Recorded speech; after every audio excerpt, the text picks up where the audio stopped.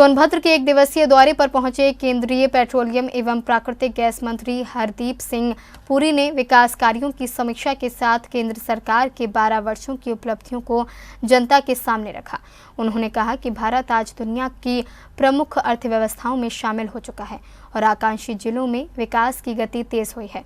मंत्री ने सोनभद्र के विकास को लेकर भरोसा जताते हुए कहा कि आने वाले समय में जिला नई पहचान बनाएगा।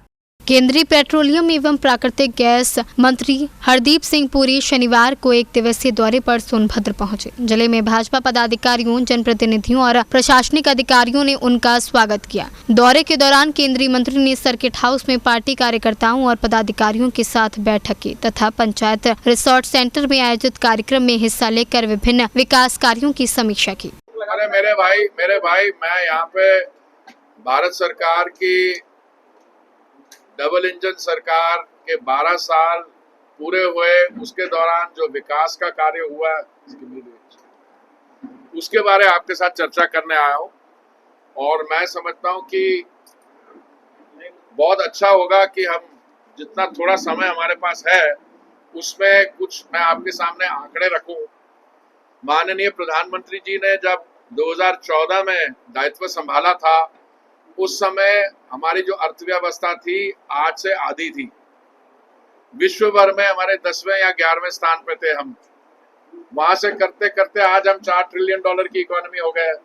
और इस समय जिस गति से हमारी अर्थव्यवस्था बढ़ रही है, मैं सिर्फ सोनभद्र की बात नहीं करता, यहाँ पे पर कैपिटा इनकम 2018 में 43,000 थी, आज 1,20,000 है। प्रेस वार्ता में मंत्री के केंद्र सरकार के 12 वर्षों की उपलब्धियों का जिक्र करते हुए कहा कि वर्ष 2014 की तुलना में आज भारत की अर्थव्यवस्था कई गुना मजबूत हुई है और देश विदेश की प्रमुख अर्थव्यवस्थाओं में अपना स्थान बना चुका है। उन्होंने कहा कि सोनभद्र जैसे आकांक्षी जिलों में विकास की रफ्तार बढ़ी है। डेल्टा रैंकिंग में जिले का प्रदर्शन बेहतर हुआ है और भविष्य में सोनभद्र एक महत्वपूर्ण विकासशील जिले के रूप में उभरेगा। उन्होंने माना कि मेडिकल कॉलेज, विशेषज्ञ डॉक्टर्स की उपलब्धता और अन्य बुनियादी सुविधाओं के क्षेत्र में अभी और कार्य किए जाने की आवश्यकता है।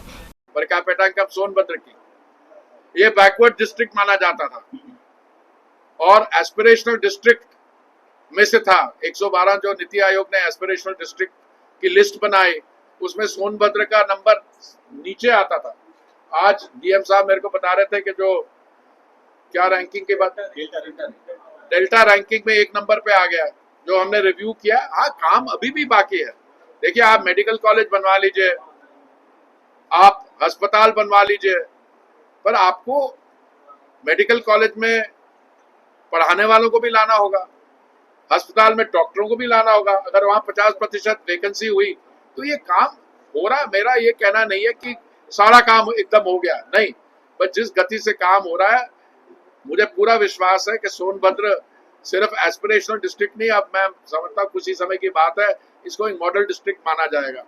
केंद्रीय मंत्री ने प्रधानमंत्री गरीब कल्याण योजना, जल जीवन मिशन, उज्ज्वला योजना, प्रधानमंत्री आवास योजना, जनधन योजना, किसान सम्मान निधि और आयुष्मान भारत जैसी योजनाओं की उपलब्धियों का भी उल्लेख किया। उन्होंने कहा कि इन योजनाओं से करोड़ों लोगों के जीवन में सकारात्मक बदलाव आया है। पेट्रोल और डीजल की कीमतों को लेकर उन्होंने कहा कि वैश्विक चुनौतियों के बावजूद केंद्र सरकार ने आम जनता को राहत देने के लिए कई बार उत्पाद शुल्क में कटौती की है और भविष्य में अंतर्राष्ट्रीय परिस्थितियां अनुकूल होने पर और राहत मिलने की संभावना है।